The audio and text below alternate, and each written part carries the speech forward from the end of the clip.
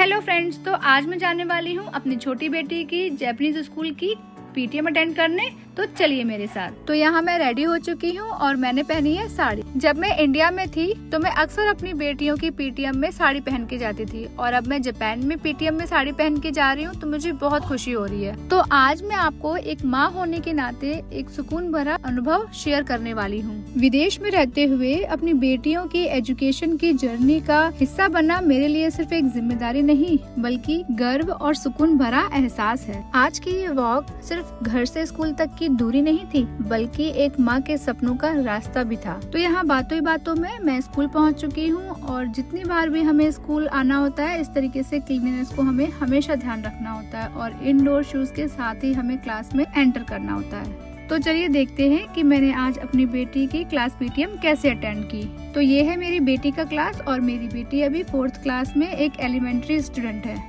तो यहाँ class PTM के दौरान उसके टीचर ने उसके सिर्फ मार्क्स के बारे में ही नहीं बताया बल्कि उसका व्यवहार और उसकी जिम्मेदारी कैसी है और दोस्तों के प्रति उसका तालमेल कैसा है और उसकी छोटी छोटी कोशिशों की सराहना भी की। तो यहाँ मेरी बेटी की पीटीएम कंप्लीट होती है और वो अपनी फ्रेंड्स के साथ में उसने कुछ फोटोज करवाई। और यहाँ क्लासरूम में एक तरफ मैंने नोटिस की कि उसकी क्लासमेट्स के साथ हर एक मंथ की फोटोज थी जो कि मुझे बहुत अच्छी लगी। अपनी बेटी को इतने अच्छे माहौल में सीखता हुआ और बढ़ते हुए देखना मुझे बहुत अच्छा लग रहा था।